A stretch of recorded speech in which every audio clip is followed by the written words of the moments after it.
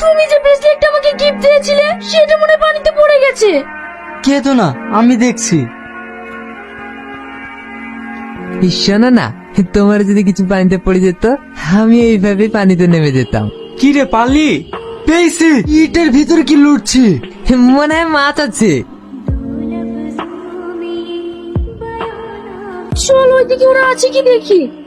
আমি এই দিকটা দেখছি।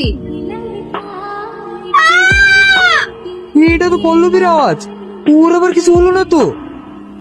পল্লবীকে মেরে দিয়েছে।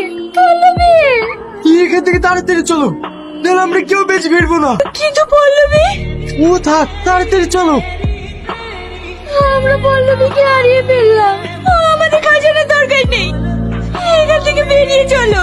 ঠিক আছে, একটু শান্ত হও, আমাদের ভয় পেলে চলবে না।